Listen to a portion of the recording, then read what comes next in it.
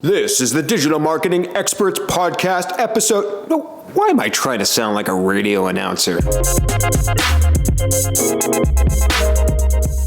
Experts in the Wire, episode 101. Jackie Chu.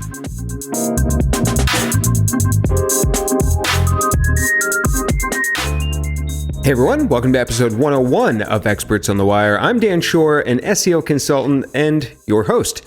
I know episodes have been a little spread out recently. Things have been very busy in the SEO world. However, there are a lot of back episodes worth checking out. If you like this episode, definitely go back to episode 70, which is all about how to do big brand SEO with Corey Eulis. Or check out a classic popular episode, number 37, 300 plus links from one piece of content in a boring industry with Carrie Jones.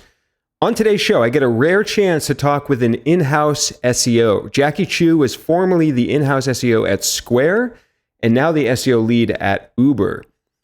In this episode, we talked about how Square ranked for point-of-sale systems. She goes into good detail on that. The importance of internal linking and how to improve internal linking.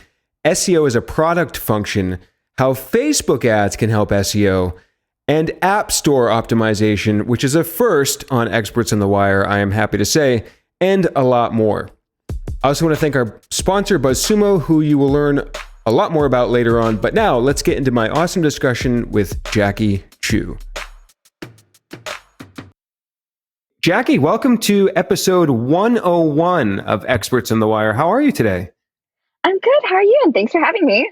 Yeah, absolutely. How did you first get into SEO? I noticed that you, like you were telling me offline just before, you did some things on YouTube and across digital, but where was the first time you really kind of experienced SEO and how did you get into it? So the first time I experienced SEO, I was an intern at a digital marketing agency. And this is back when you could literally like copy and paste the same paragraph and just change like one or two local characters to do like local SEO. And I think I was doing SEO for like a painting company and just literally repasting the same paragraph over and over. And I didn't know much about what I was doing.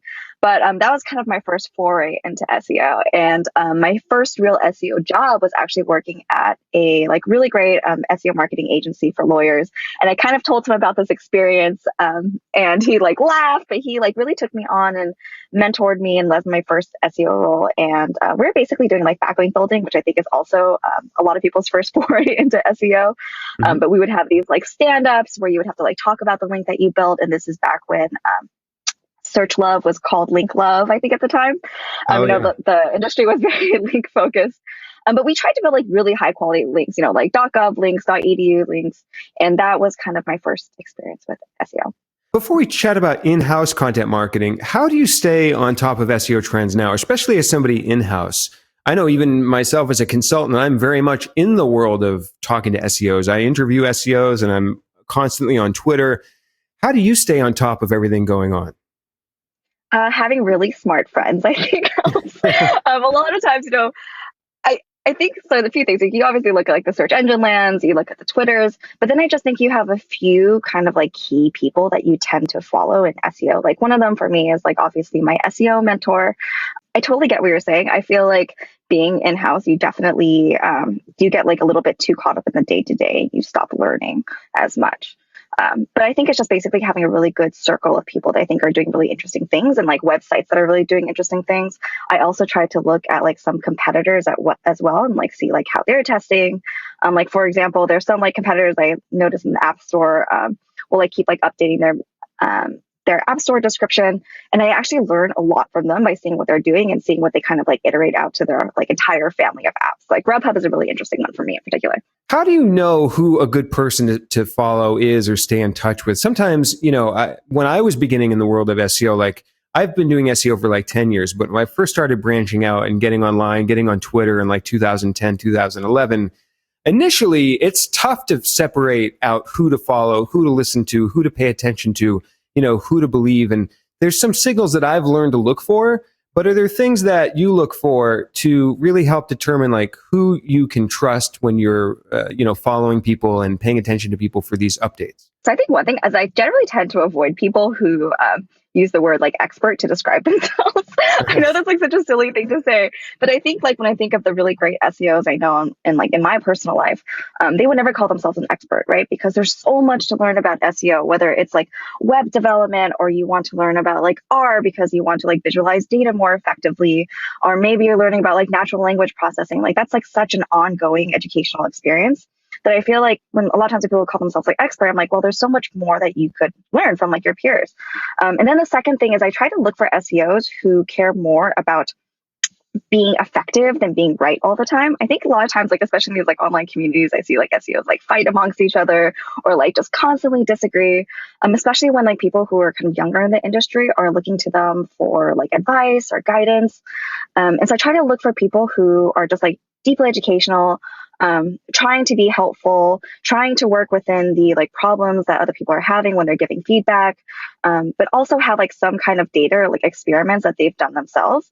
And also people who are willing to go against what Google says or like what like quote unquote like best practices are, because I think sometimes you'll like read things on a blog or you'll know things to be true and then you try them on one site and it doesn't necessarily like always work out the same site to site or in like different industries. I love all that. And the part you said about wanting to, I forget the exact phrase, but not wanting to always wanting be right. to be more effective than be right. Yeah, that strikes a chord, I think, because I see that a lot, especially on Twitter. There's nuances to SEO, right? I mean, that's one of the challenges I find with talking about SEO on Twitter is like, there's no way you could get the depth and nuance of conversation you need in a 200 and some odd character Twitter thread. This actually brings me to a really funny conversation. I remember seeing this SEO agency like somewhere that just like LinkedIn posts, and they're like, "What's the most like the SEO team decided to make shirts to their most commonly like said response to people's questions?" And it was like, "It depends." It really does. It usually depends. Like, there's never like a cookie cut answer for what most people are asking. It really depends on like what is the state of your site, what are your resources. It's not so black and white with SEO. It's like shades of gray.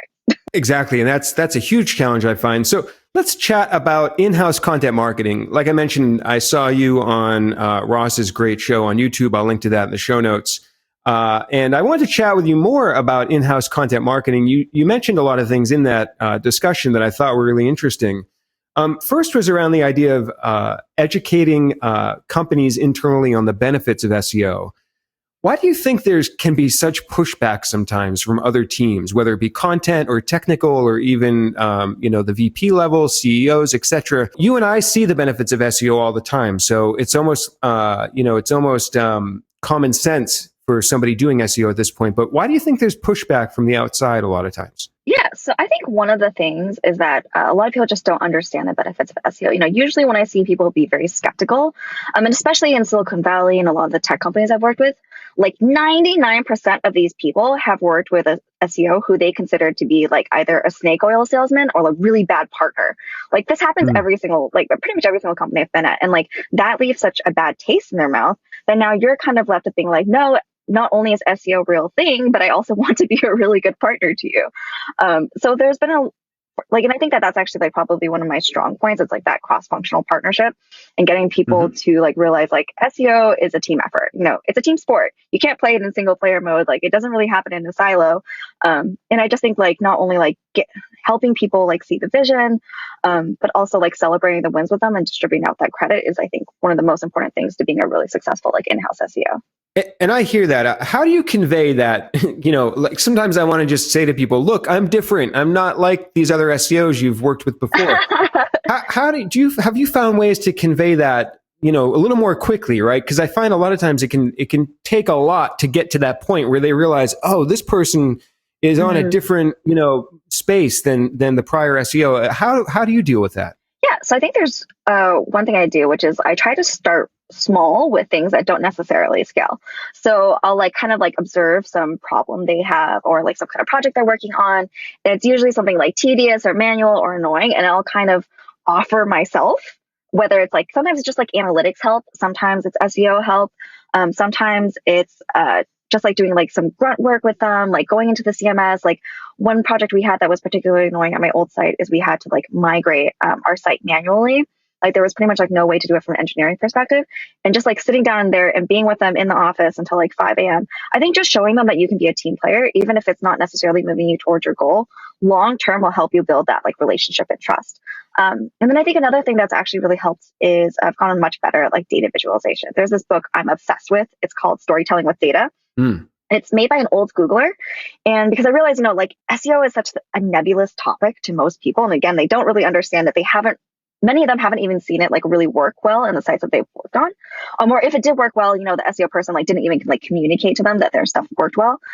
So it was a really big effort for me a few years ago to try to get a lot better at like data visualization. And actually that book has been like life-changing for me. And so I try to give it out to like everybody that I know. It just basically shows you like different ways to like do graphs, what kind of graph you should use, different ways to use like fonts and letters and like typefaces to like convey the message you're trying to convey. It's really interesting. I'll link to that in the show notes. That was Storytelling with Data, I believe. Yes. And this girl, so a little background on her, she was an ex-Googler and she was so good at data visualization. They pretty much extracted her from her role, her original role, and just sent her and ferried her to all the Google offices to teach people how to visualize data. That's great. We'll link that in the show notes. So I can imagine like maybe I'm wrong on this. I'm assuming perhaps it's a little easier in-house to, like you said, pay attention to the problems other people are having, get involved, offer help, etc.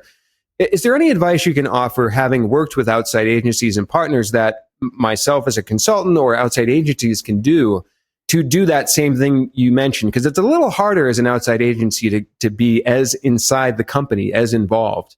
And I often struggle with that a little bit because, my touch point might be an hour phone call once a week and some emails, but I'm not really in the company other than that. So do you have any tips for outside agencies or consultants to do what you just mentioned a few minutes ago? Yeah, no, totally. I have also like done a little bit of consulting on my own. It's really time consuming. It's like very hard, to your point, to like build that relationship remotely. And I think when I look at a lot of companies, I just will see like the dynamic of the teams, and I'm like, it's going to be really difficult to work from like the outside in.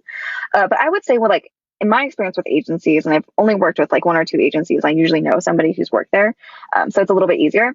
But the times when like an agency was really like meaningful to me is like when they took initiative to have like a really good idea or something like that, where that like I just couldn't see because at the time I was like way too in the weeds, and I just wasn't being creative enough at the moment.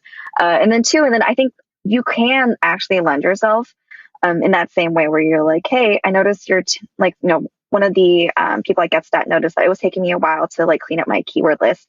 There was like 50,000 keywords when I first came into Uber. And I was like kind of doing like a little bit of a slow job at it, just slowly like grooming my keywords through. And the account executive was like, hey, if you like got rid of all these keywords, it would actually like save you a lot of money. And it was really great to me that she would like take that initiative. And it really made me like trust her as a partner, because I'm like, okay, obviously you pay by keyword for a product like Stat, but she realized like these products like weren't serving us, and just feeling like that she had my back, and she's also like being super responsive, I think is also really important when you're not in-house, because people want to feel like even though you're not in-house that you're there for them. Yes, I think that's also like a really great thing. That's great. Yeah, I did want to ask a little bit about working with partners, and we'll circle back to that in a moment, but I want to go back a little bit to educating on the benefits of SEO. So one of the things you talked about with Ross and Brittany on Ross's YouTube show was distributing credit. And I love this idea where you talked about if you get an SEO success, you mentioned assigning credit to all the other people involved in that, so they feel like they played a role in that. One challenge I found with that I wanted you to speak to is sometimes I've had this sort of success with companies when I'm consulting for them, and I show them, look, this post we worked on, it got, this traffic and you were a part of that.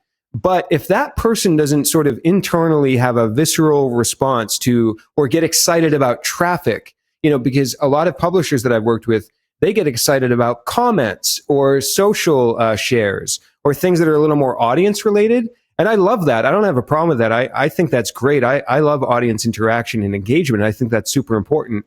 But they're not excited about the metrics that we get excited about. So how do you, when you have that success and they're still not excited about that, have you found ways to get them on board with that, to get them excited about the metrics that we care about? That's so funny, because I actually have worked in publishing, and it's a really tough industry, even for really great companies. And so like everyone I've ever worked with, actually traffic was definitely a really important factor, as was like page views per visit. But if I realize that like whatever the KPI I care about is not resonating with that person, a lot of times I'll try to figure out like what KPI do they actually care about. And this kind of goes back to what I did talk about with like Ross and Brittany, which is like I tried to explain it in terms of like they care about. So like I tried to explain to them like the example that you gave was like, oh, they care more about like social shares or something. Well, I think a lot of times people do get interested in like social shares whereas like you and I know like there's a lot of data that shows like people will like things and not necessarily even like click through it just because they like it, like the title resonated with them, they thought it was like funny or whatever. But actually if you look at like a really well done SEO article, a lot of times you will, and like if it's getting traffic, to your point, like you notice it's doing traffic, you can say like, hey, your average article is probably only getting like a few social shares, right? Because like 90% of articles see like no traffic whatsoever. Did you notice that your SEO articles see like 3 times as many social shares? And because these are actually being discovered in like SERPs and people are organically sharing them and organically discovering them, and they like kind of really speak to this niche's like questions that they're internalizing, you have a good resource, it's proven that things that are long and helpful, those things actually get much more social shares. So I would actually just frame it in that way then, maybe if they don't care about traffic, just be like, oh, your average SEO articles get 4 times as many social shares. That's not exactly like an SEO KPI, but at least it like starts framing it in the pattern that they care about. And another sort of item of contention I hit up against a lot is clients that have a problem with top of funnel content or awareness content, brand building, whatever term you want to use, versus the content that they think they want that's going to quote unquote convert or have some sort of business result. So how do you deal with that? How do you think about that in communicating the value of top of funnel content? Because to me, the value is, again, it's common sense. And I see it all the time, but a lot of times clients don't initially see that. So how do you communicate that? Yeah. So for top of funnel content, like basically I, show them like a basic funnel and I'm like, okay, there's different kinds of content. You have like your head terms and then you have, your mid body and then you have like your tail terms. And a lot of times these tail terms will be like, have like small search volume. So they won't understand why you get them at first. But one, I think that they're easier to win. So I try to show them that like, hey, we can win for these kind of smaller words first. And it's not, a huge amount of traffic, but at least it's like we're starting to like move in the right direction.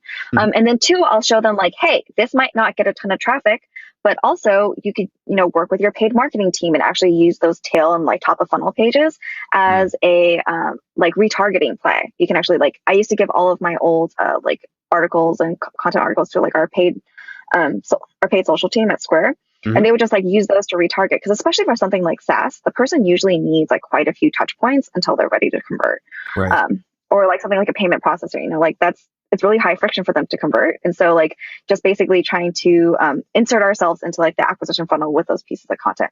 And then also I think we've also have been really good at using that content to be like kind of a carrot for getting like email collections too. So like even if the article was already like easily available, we just say like, oh, this like, download this like PDF or let's like ebook for free. You just need to give us your email address, and we would be able to get the person's email address for something that was already kind of open. It like just basically like using that article and be like, this article has a life, an acquisition life outside of just the like immediate, whatever, 300 visits a month that you would see. You could use it for retargeting. You can use it for like, getting emails through gated content. I think you just have to show them that this is actually just like one piece of a really long funnel a lot of times for most people and like most companies that we're going to work at. And to segue a little bit into something you mentioned just a moment ago, the idea of point of sale keywords, for example, on your LinkedIn profile, it talks about on Square about appearing for terms like this. And I'm curious because a lot of times for me, and you hinted at this a moment ago, I find that it's way easier to choose a informational keyword, right? A how to or a what is or a why or something that's not a transactional product keyword. I find those are way easier to rank for, right? Because there can be less competition, there can be the longer tail, etc. So how do you think about ranking and getting actual product pages visible? Are there certain strategies that you find to employ on those? Because that's something that I sometimes don't prioritize or sometimes struggle with a little bit because it's not quite as easy as the informational stuff. Yeah, totally. So I actually think this can even kind of tie back to the topic that we were just talking about, which is these like tail keywords, right? Mhm. So point of sale was obviously a huge win at Square and still kind of one of my most like fond SEO projects to date. Mhm. And it really did start like that, right? So Square kind of started with these like small little keywords. So I kind of started the SEO program around point of sale, targeting like a really small word, like best point of sale for small business, right? This is like super tail. I think I got like 200 searches a month. Mhm. So it was really small. But like just showing them that small win, they were like, oh, wow, like I get that. Like they're like, we have heard about SEO and we don't get it. There's something about keywords. But they understood like, oh, that's great that we are showing up for a word like, best point of sale for small business. Mm. And then we kind of started like, that was pretty much how I like started getting buy-in for like more long tail content and more top of funnel content. And then we did like a really large like internal linking project against those. So as far as like these really big head terms, so I think for one, I think a lot of times with these really big head terms, you really need to make sure that you have like very good like infrastructure and good like technical SEO in place too to capture terms like that. Mhm. I see a lot of big companies who should be winning out on their words, but they're not because of like some kind of like infrastructure problem. But then a lot of it is really actually building a kind of like hub of information and resources around this kind of like major topic that you have, right? Because like the way that kind of explained to people like how we can win for like Apple Pay Reader and point of sale, and I'm just like Google uses this content to understand like what is your site about, and like what are you a subject matter expert on. I think a lot of times when you think about like winning for small informational content, it really does actually often start for that, because that is the small win that you use to get leverage, to get larger, bigger, audacious like platform asks that are usually necessary to win like your really big head term. And then like once you start ranking for this like supporting smaller content, that gives you a lot more contextual relevance around that topic too, to like rank really competitively for these big words like point of sale. I don't think we could have ranked for point of sale had we not have also ranked for like small business point of sale, which was actually content based. Like it was interesting about point of sale because POS systems actually brought up content, and point of sale was a transactional term and POS was a transactional term. So we actually used that. So, like it sounds like they're cannibalistic, but Mhm. we used our long form content to win the like POS systems visibility, and then we like use that and like use really strong internal linking structure to push that into point of sale to like rank for that term in the product marketing page. I'm really glad you mentioned internal linking. In fact, just the other day, I Oh, I believe love John. internal linking.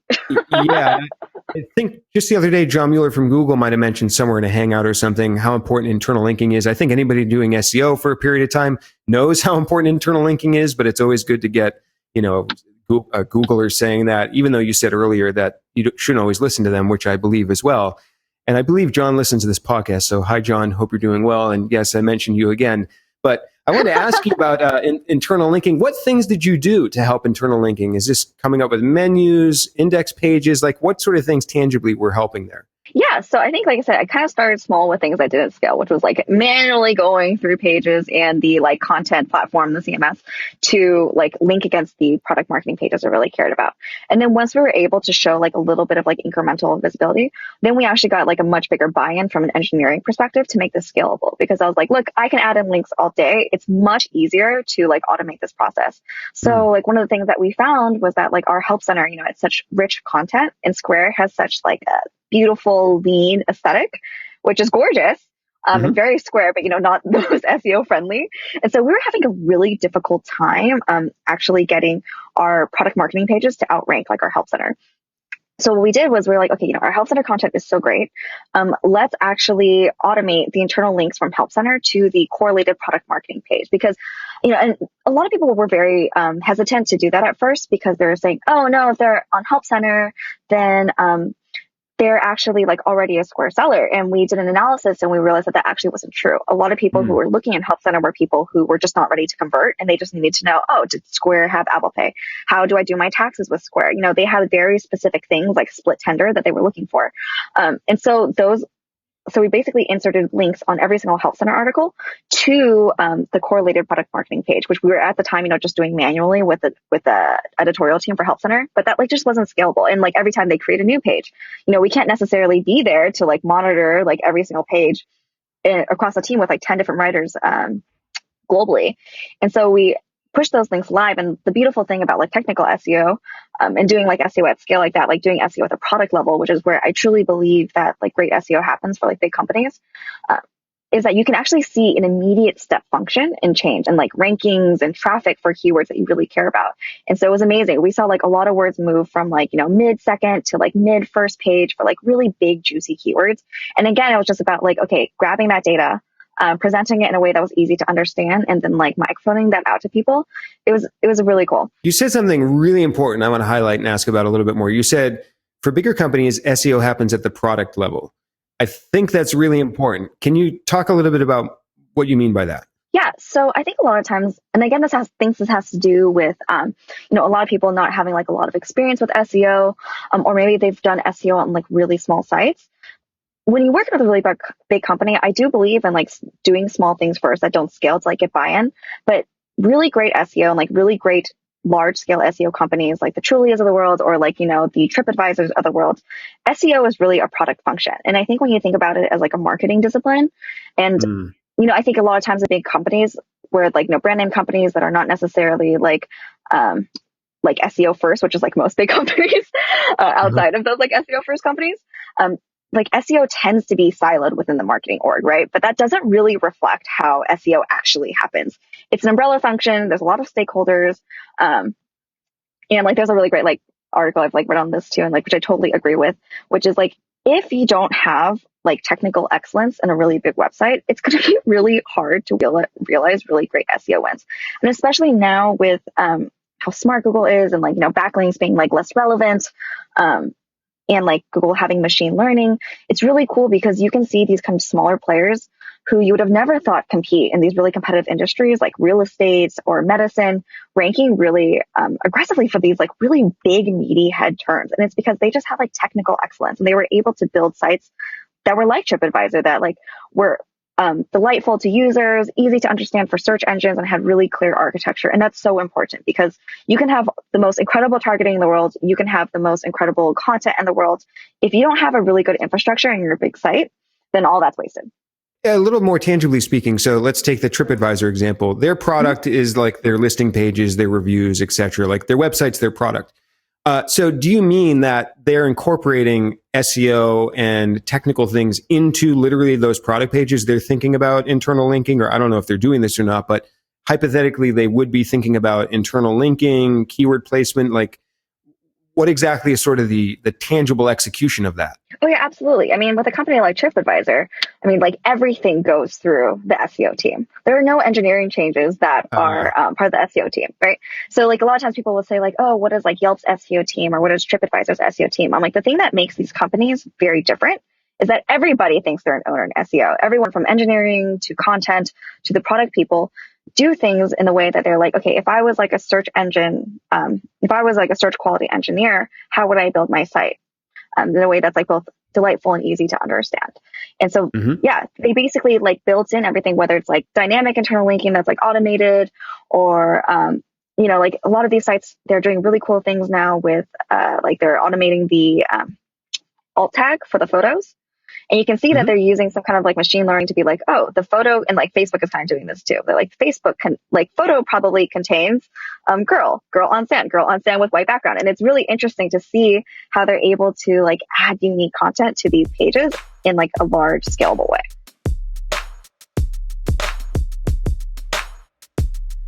Just going to take a brief pause to tell you about our sponsor, BuzzSumo. A lot of times, clients ask me for examples of content for topics I've given to them. So, for example, I recommended to a client they create a piece of content about sweet potato facts. Yes, they're in the health and nutrition space. But they wanted to see an example content for some inspiration, to get some ideas.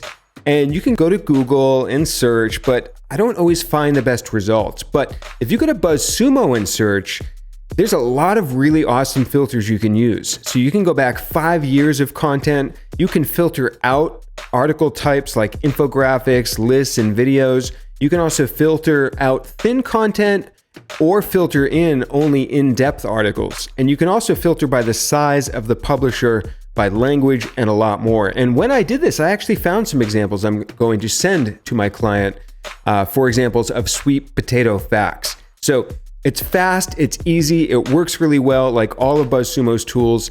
If you go to buzzsumo.com and use the discount code DANShure, that's DANSHURE, you will save 30% off 3 months of BuzzSumo. It's like a $75 savings, so not a bad deal. That's buzzsumo.com, discount code DanShure, DANSHURE, for 30% off 3 months. Okay, back into the interview with Jackie.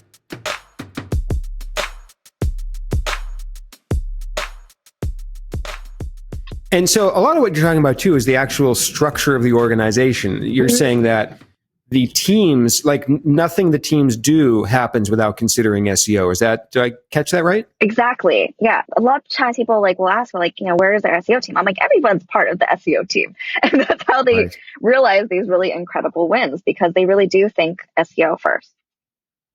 Yeah, it's one thing I've often said is that SEO is not a separate thing ever. It's just a layer on everything. You layer SEO on marketing, on advertising, we're going to talk about paid social in a moment. So I fully subscribe to that. Yeah. And I think one of the things, sorry, I cut you off there. I think one of the things that people have a misunderstanding is that because they have a warm body in the SEO marketing function, a lot of times, people will build CMSs, or they will build pages, or build parts of the site, and they're like, okay, now the SEO team does their work. You'll SEO the page. And that is one of the hardest things to overcome. It's when people realize that SEO doesn't come from just the SEO team. We're just here essentially as the consultant to tell you and to even also I think balance business objectives, and to balance not only business objectives and where you guys are realistically and priorities and limited resourcing, but just basically tell you okay, these are the trade-offs that you're making. This is the ideal. This is what we would expect to see based off of where we are. That's really our job, really more as internal consultants. SEO really happens through everything, through social, through the website, through product. Yeah. A little bit along those lines, I have a question here I really wanted to ask you about helping others understand SEO and training them. One thing I've been doing a lot with certain clients is content cleanups, content audits and content and so forth. One thing that I am getting better at, but have struggled to fully explain my thought process for how to decide what to delete, what to no index, what to keep, what to redirect, what to consolidate. There's a lot of little decision making that happens in there. So is content cleanup something you've worked with? And if so, any tips or anything come to mind for how to help others understand how to make these decisions? Oh, yeah. I love pruning. I think Kevin, who's been on your podcast before, he's at Atlassian. I think he's mentioned this too. He's also obsessed with pruning. A lot of times, I think this goes back to people having misconceptions about SEO. I think a lot of times people think you have to make pages to grow SEO. And that's not necessarily true. I basically try to visualize to them. I'm like, okay, your site is one big bucket. And the better your site is, and more whatever links you get, and the more authority you have, the bigger of a bucket you have. But a lot of times when people think about SEO and they want to add pages, I'm like, okay, look, that's for a competitive word, a 2-year long process sometimes. I'm like, you can actually realize real SEO wins by getting rid of pages. And so there's a visual that I default to. And it's basically little squares, right? So it's a big square made with a bunch of little squares. And I'm like, when Google looks at your site, and I'll have maybe a half of the square be colored. I'm like, what they're really looking at is how many of your pages are good pages and how many of them are thin pages or of not much value. I'm like, a lot of times when people want, and I can actually send this visual to you. I don't know if you have any visuals. It's kind of hard to explain it verbally. But a lot of times people think about growing. We'll put it in the show notes so the listeners can check it out. Yeah. So a lot of times when people think about growing SEO, they think, oh, I have to add more squares. And I'm like, that's not actually true. What you can do is get rid of these empty squares that are not getting you any traffic anyways. A lot of times I'll show them all these pages I want to get rid of, but they have basically no traffic. Then what you actually do is you can increase how much Google trusts you by increasing the ratio of good to bad squares, good color squares to empty squares. And that's actually a much quicker win than trying to add more good squares to your site, which is, a long process that involves legal and content and redirects. That involves things like content and getting signed off on legal and then waiting for creative. It's actually a lot easier and faster to realize meaningful wins by getting rid of that thin content. And actually, once people realize that, we were really open to pruning content, because you can show if you consolidate down these pages, you can say hey, look, these 3 pages had X amount of traffic. We consolidated down into one page, and look, you'll usually see a huge step function up in that one page. that is much greater than like all of those pages combined, because those pages were probably competing against each other and cannibalizing each other and diluting your equity. And now you just have one page to maintain that's doing much better. I really like the idea of that visualization. So I'll definitely add that to the show notes at I'll send it to you. evolvingseo.com/wire. I'll put that into the show notes. I want to chat just real quick about featured snippets. This is something that came up in Ross's show and something that I know that you're very interested in. I am very interested. You mentioned something. So before I ask about, you mentioned something kind of cool that happened at Square. But before that, how do you find featured snippet opportunities? Do you use a tool? Sometimes I just kind of come across them by accident, but that doesn't scale very well, right? So what's your process? So I like to use Ahrefs. They have a like rich snippet like discoverer, and you can see like, okay, so for my site uber.com, what are the keywords that trigger a rich snippet that I'm like ranking worse than like 1-4. So e.g., I'm not like capturing the rich snippet, and like basically I'll grab those, and then you can do it like it's almost like very straightforward keyword research, except you just add the little modifier of but shows a featured snippet. Perfect. Yeah, I think most of the tools have that functionality now. I use SEMrush for that as well. There was something cool that you did at Square. You talked about with Ross with branded searches and featured snippets. I'd love for you to share that with the listeners. Yeah, so it kind of got started because people noticed that we weren't ranking really well for, I think it was like Square fees at the time. And, our leadership was kind of like upset about it. And they're like, we want to rank for Square fees. That's like our term. And a lot of times what was ranking were things that were like out of date. So basically we did like a really big analysis on, a few hundred featured snippets. And we're like, what do these guys all have in common? And we realized that like anyone who had a featured snippet, like one, they were saying the word verbatim, right? They had like the like keyword or the question. It's usually like a little paragraph or sentence in the headline. And then they had like some kind of like formatting, for a paragraph question, you generally want like the answer to fit into like 2 questions. You want it to be kind of like a short TL, like DR, a Scooby snack of an answer so that it can fit in that box. And then of course you have like HTML tables, or you have like bulleted lists or numbered lists. Those are really important too. So anytime you want to like steal a featured snippet, you want to copy whatever formatting is already appearing in that snippet. And I think that that's really important as well. But also I noticed that all of them had some kind of like rich metadata or schema. Like they would either have like OG tags or they would have article schema. And so we basically built it into our CMS that OG tags and article schema was pretty much put onto like all of our content. And that was like our scalable way of doing schema. Interesting. So yeah, so like having those 2 things was really important. I go back and forth sometimes with open graph tags because especially now where, as we know, the Facebook algorithm and the newsfeed is like, 1% or 2% visibility. So sometimes I overlook that if there's not bandwidth for it, but that's interesting to actually possibly tie it into featured snippet usage. Yeah. Conversely, it sounds like if you're, in this hypothetical case, if you're not Square or you're not a brand, you might actually look for featured snippets of that brand that you could take, right? It sounds like other sites were getting the Square's featured snippets. Oh yeah, like other sites definitely try to target, especially for a company like Uber that has a really large affiliate program. A lot of people do try to target like Square terms or just be like serendipitous, right? It would be like Google recognizes that this piece of content has this page has really great content. Like it was really interesting. One of the queries that like drove people crazy was like Square fees or Square prices. And depending on how you wrote that query and like modified it, you would see this article because Google's smart. They know like what is the next question. Like somebody is interested in Square as like a payment provider. The thing that they kept ranking was like Square too expensive ? And that was like a really sexy thing for people to click on. And I just think the click-through rate was like so great, even though like our articles would audition for that place, we would just never maintain. And I felt like it was just like a click-through rate game. But yeah, so people do, I think both one, target your branded terms, and then sometimes just serendipitously rank for it because it has such high like engagement and so many like social signals. But going back to that Square example, yeah, so after that we ended up capturing, like 40% of our answer boxes that we were targeting. So not 100%. And I think it is hard to get 100%, but it was a really good learning experience. I think the other thing that I learned from it too is, and I would love, to hear from the community too, because this is something that I've been really curious about. One of my other hypotheses is that where it is on the page also matters.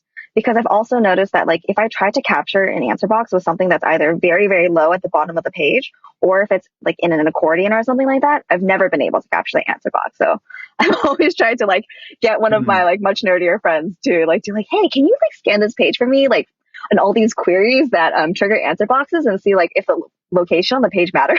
Oh, so do you mean the location of the content on the article itself? The article itself. That's one of my weird like guesses, just because I've noticed in my very small like circle of keywords that I've like targeted in my lifetime that I've never really seen questions all the way at the bottom of the page rank. And I don't know, because like, you know, like how there's like all these old like theories on like, you know, page layout, especially if you look at like the Google search quality guidelines that they used to give to the manual graders where they were talking about like location on the page.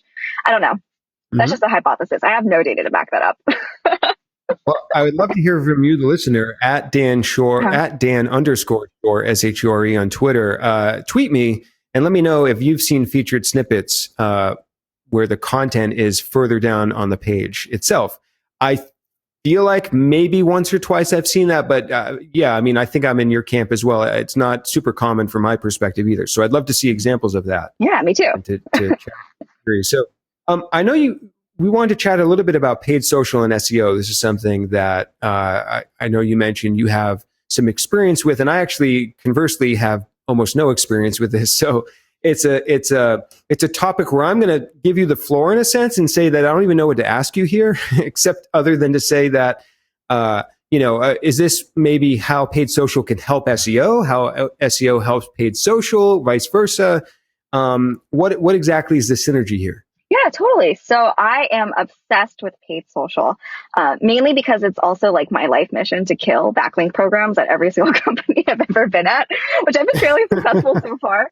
But for like two reasons. So the way that I personally got into paid social was previously to Square. I was at a company, a very large like publishing company that was like women's interest. And this is back when like viewability was becoming a big thing, and there was like moat analytics, and it's kind of like a dirty secret of the industry that a lot of people will like inflate their traffic a little bit to fulfill these like campaigns for really big brands. But you know, the industry as a whole was like moving away from this. So we're like, how can we bolster our traffic with like real people, real humans who are like actually reading and looking at our content? And so I was kind of actually tasked with starting our like paid social program. And at the time, I was really just doing it from a like curiosity standpoint. I was just trying to find things that were clicky. And I was starting with like Pinterest and Facebook. I've never really been able to get like Twitter to ramp for some reason.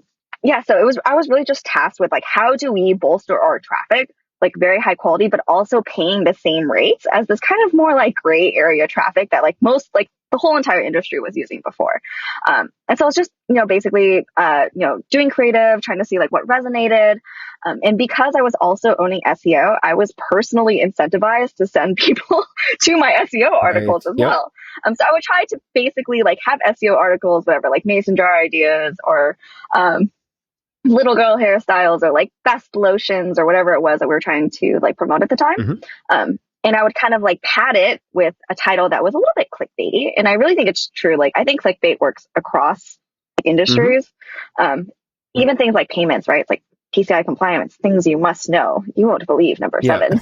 That's maybe a little too clickbaity, but you get what I mean, right? And so I would kind of like make it clickbaity. And I actually found it was really interesting to me, like as I was sending paid traffic to these like quote unquote SEO articles, they always tended to perform much better than like any other article that was kind of just like done like without like keyword research or done without like any kind of like other, data backed research.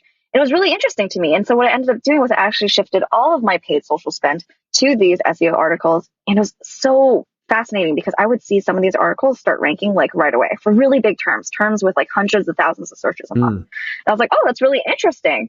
And so, when we moved to Square at the time, we had a little bit of a backlink budget, and people are always like, okay, well, what's the ROI? And we're like, well, we don't really like, we kind of had this moment of truth where we looked at each other. We're like, we don't think there is an ROI. We actually like hate this. And so I was like, what do you think? I'm like, what do you think do you think we could like shift this budget? And so we slowly started working with the paid social team. We're like, hey, and the social team would always ask us like, what articles did like content publish? And then so, we're talking to our content partners and we're like, hey, could you send in like these like SEO articles? And they're like, sure. And then like the data would always come back too. Like not only did a lot of these articles actually perform really well, and some of them didn't. No, that's fine. Once you sent like whatever, a few $100 to it. But some of these articles really, we saw like 4 times better like CPMs as we did like our own branded content. And this is something that I also saw to be really true in like the company I was at before Square. I was one of the very first like Pinterest paid advertisers.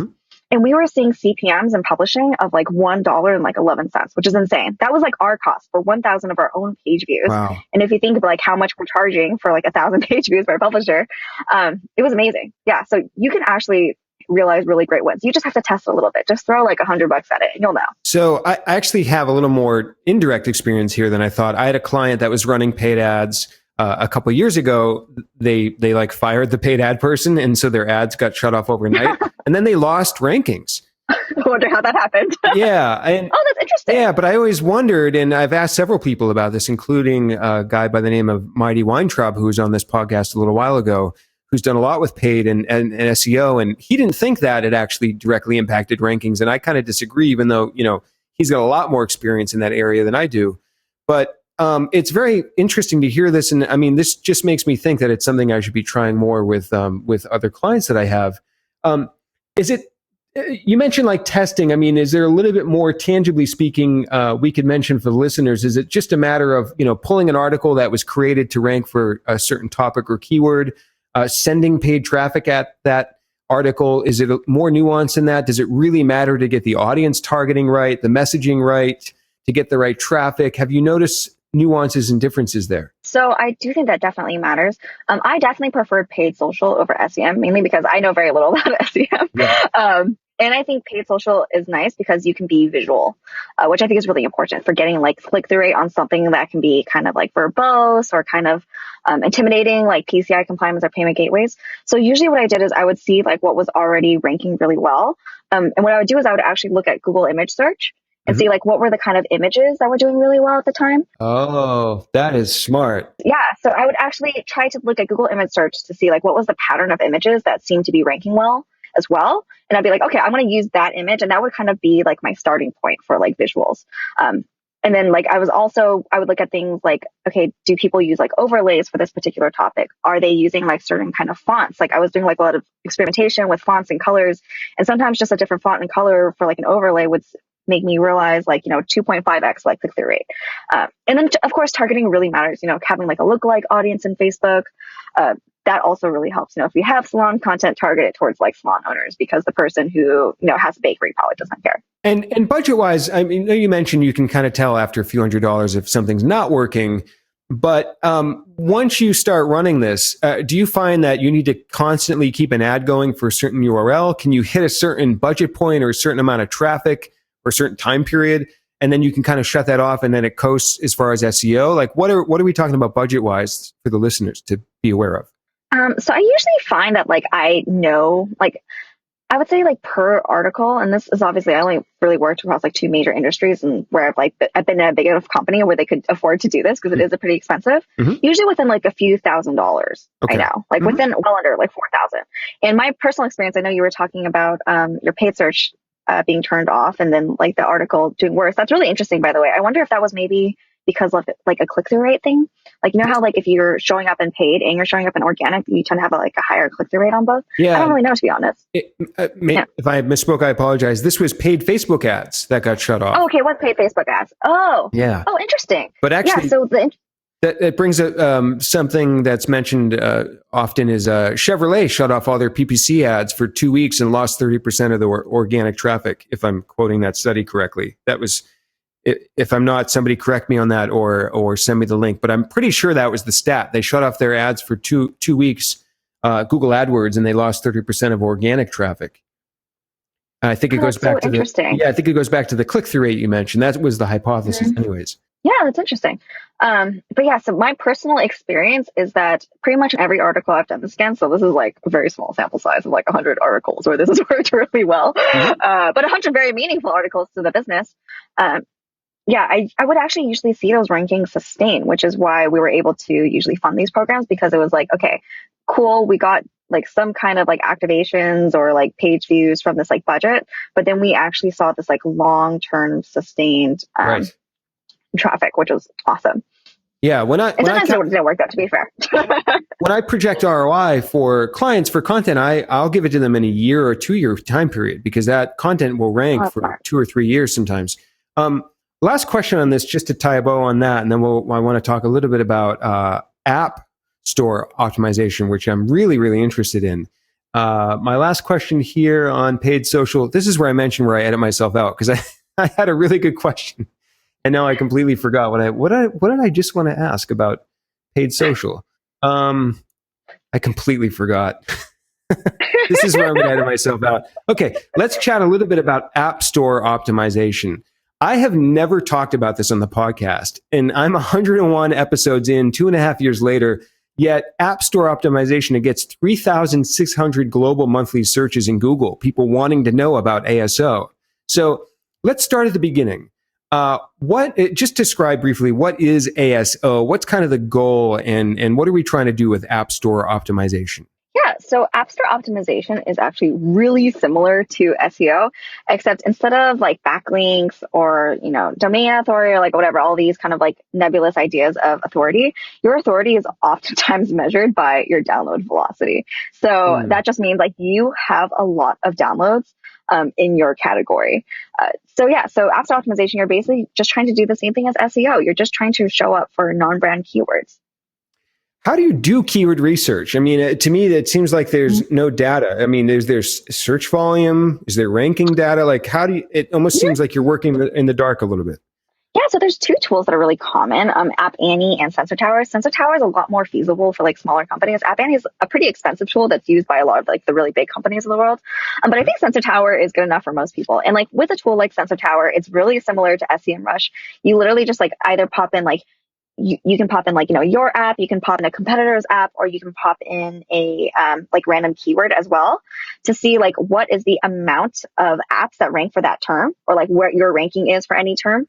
And you can use that as so a lot of times like these app companies don't actually have search volume as one of their like fields of data that they give you. So a lot of times people will look at something like apps that are shown to get like a proxy for that. Another thing they'll do sometimes too, they'll look at SEMrush and be like, what are people searching for? Are they looking for like point of sale apps? That's another way too.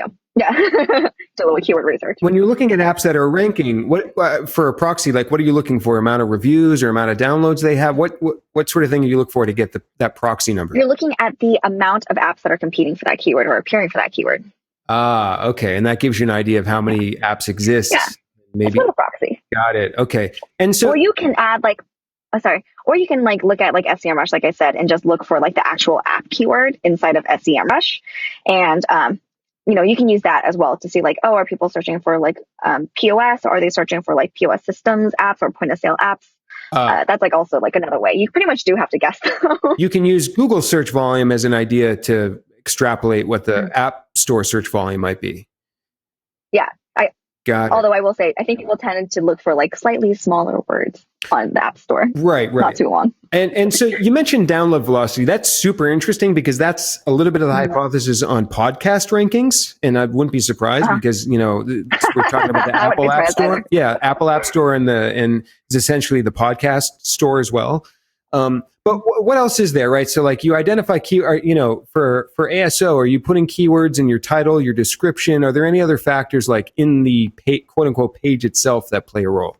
Yeah, so they're a little bit different, right? So you have like the regular App Store, which is very, very heavily reliant on like download velocity. And I would say that they have like a much more of like an immature algorithm for like ranking, because a lot of times, there was a time where you could put like 200 keywords or something like that in your title. And as Google Play was getting like a little bit smarter and they were able to like actually read the description in the regular app store, like a lot of people don't even think that they can really read the description well. Before they couldn't do it at all.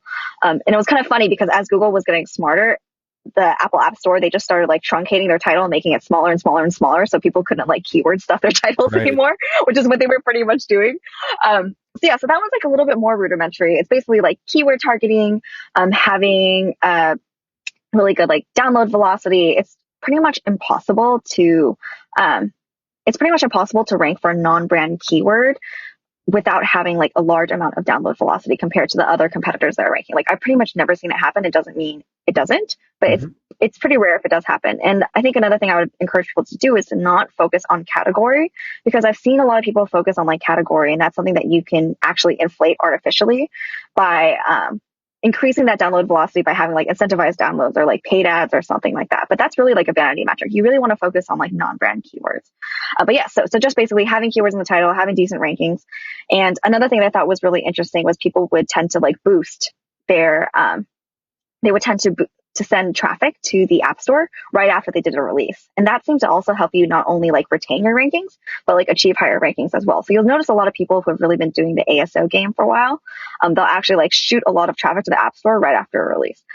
Yeah, I've heard about that in the world of podcasting. I think you mentioned a moment ago that they don't like maybe inflating the app download velocity, but I think, if this is sort of like the black and white metric, how does one influence download velocity? Like, how is that something that if you have an app that the listeners can think about? Oh yeah, no, I know. It's so like chicken before the eggs. It's like, well, if I'm trying to rank for the keyword, how am I going to rank for the keyword? Unless I have like a lot of downloads, but I want a lot of downloads, that's why I want to rank for keywords. You can actually use paid traffic, which is not great. Or you can, if you have like a mailing list, maybe you can blast people and be like, hey, I just like uploaded a new podcast episode, like check it out. But basically just like general marketing best practices. Or, I've even seen people do like incentivized downloads, which are not the best quality. And it's unfortunate, but they actually worked. Right. Google Play is a little bit different though. So Google Play is a lot just like normal Google SEO, except I would say from what I've noticed, it's pretty susceptible to like keyword stuffing. There's a few people inside of the like Google Play network that I like to watch, because I remember one of our competitors back when we were at Square, they used to put like SEO wraps at the bottom of their Google Play description. And they were like in the food industry. It was funny. They would be like, this one's for the robots, yo. And they would start being like food delivery, pizza, word. I totally made that up. It was super funny. But yeah, so it's really interesting. They're very different, but it's a really interesting field. And by the way, if anyone wants to learn about ASO, I'm certainly no ASO expert. But funnily enough, Uber is actually hiring an ASO manager, and we're willing to teach. And you'd be working with somebody who's really smart. And I think that that's actually a really good pivot for somebody who's like kind of entry level into SEO, but has decided that they don't want to be like an SEO, and you kind of want to work more in this mobile growth space.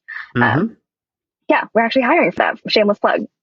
Yeah, and I'm going to give you a chance to shout out your contact info right now, since I think it's relevant for anybody listening that's interested. How can they contact you? Yeah, so I tend to hide a little bit on the internet, but they can actually email me if they want. I'm Jackie Chu at Uber, or I'm also on LinkedIn, I believe, as Jackie C1. Perfect. Yeah, and but I know hiring and building SEO teams is something you have a lot of experience with as well. And I wanted to start here by asking, like, what do you look for in terms of someone good to hire? Do you look for someone with more experience, or somebody with less experience but potential that you can then train? What is there a pro and con to each? Do you prefer one over the other? Yeah, so it just depends, right? So if I am in a really complicated situation where there's a lot of like technical SEO issues, then I probably would lean a little bit into the person who is more experienced. But I actually find that sometimes, particularly within SEO and probably within other disciplines too, is that sometimes not all experience is good experience. But I think like after a certain while, you're just kind of like who you are and you believe what you believe, and it can be difficult. So I actually think, one of the things I look for in people when I'm hiring them is I try to look for like an I don't know for an answer, or I try to find out like what it is that they're actively learning.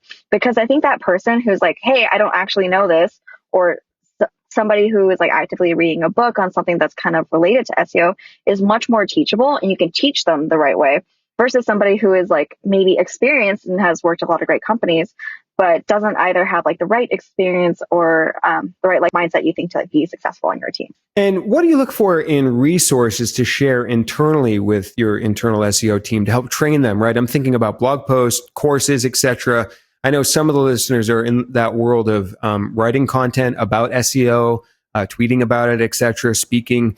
So are there things that you look for that makes a valuable, or do you even do that? Do you share resources internally from outside blogs, et cetera, to help train your team? Yeah. So I'll kind of, I like to buy that book, The Storytelling with Data, for a lot of the people that I work with. I think it's a really good like life lesson in how to articulate SEO, which is again, really nebulous to most people. I do also like share like things I think are really interesting. I'll also try to like ask them, like one of the first things I do when people like start working with me is I ask them like, what is it you really want to learn? And then I'll actually search for like resources for them or really good like people to connect them with. or like really good conferences that are really complementary to like the kind of subject matters that they're interested in, to like give to them, to like help them be more successful. Because I do think there's different like flavors of SEO people too. So basically like tailoring it to what the person's like actually really interested in and what they want to be, to help them be the best version of that. Because some people really want to just be a content SEO, and some people want to be like the best technical SEO they know, in which case, I would actually introduce them to my network. And I think that's a really great way to learn. I often hear this phrase that people say, like, fire fast. And sometimes you hear business owners say that, if you hire somebody and you realize that they're not the right match, just fire them right away. Do you subscribe to that? Do you believe in that? Or do you, is there nuances to that as well? I'm curious because I hear that a lot and it's a rhetoric, but I don't know if it's always true. Oh, it's controversial. I definitely actually agree. I definitely agree to the hire slow, fire fast. I think I've seen a lot of really what otherwise could have been great SEO teams. Like, especially when you work at a big company, a lot of times you feel this pressure to like close the headcount, even though you don't really have anyone you're excited about. And I think it's really important when you think about who the people you work with, these are the people that you see every single day and that you really need to lean on and trust. Like everyone in life that you bring in, whether they're like a romantic partner or whether they're like a teammate, you need to be like a hell yes or a hell no. And if you're not a hell yes, then you're probably a hell no. And you can't like overwhelm yourself with like this like mediocre commitments. And it's been very difficult for me to see like people kind of like turn around. I'm sure it happens, and I think a lot of it has to do with like communication as well. But I do believe in the fire fast, because I do think like most SEO teams run very lean, and it can be really toxic to have somebody around, especially because I think that really great SEOs, a lot of times they want to do really good work, and they don't want to feel like that good work they're doing is being like overshadowed by maybe like a really bad team dynamic or a really bad like sentiment that someone on the team is throwing out. Yeah, I think you can kind of think of it like ingredients of a recipe, right? Like if you're making a pizza and everything's great, you got the right cheese and the right crust, but then you throw in like something that doesn't belong on that, like what was I thinking of? Salmon, or something that doesn't fit into that recipe. It can ruin the whole thing. That's sort of like the metaphor that comes to mind. Yeah, I really believe SEO is a team sport. So that's how I like to play it. So it's hard if everyone's like not getting along or supporting each other. And was the mention of the hell yes or hell no, was that a shout out to Derek Sivers? No, it was actually a shout out to Tony Robbins. Oh, okay. Yeah. Derek Sivers has I think it was an article. I think it was Tony Robbins. Yeah, no, Derek Sivers, founder of CD Baby, from a long time ago, sold it, etc. He has this great article that he wants everything to be a hell yes or it's a no. I'll link that in the show notes as well. But I think it fits in perfect to your example there. It was like a Tony Robbins or Tim Ferriss. It was one of them. Somebody. So, well, great, Jackie. It's been really awesome chatting with you about SEO and ASO and other things that are acronyms. Just mention again where people can connect with you and find you online and reach out to you if they're interested in contacting you about working at Uber. Yeah, totally. So you can email me, Jackie Chu at Uber, JACKIECHU at Uber.com. Or you can feel free to connect with me on LinkedIn. So LinkedIn.com/IN/or/Jackie C1. Awesome. Jackie, thank you so much for joining us on episode 101 of Experts on the Wire, and we'll talk to everyone next time.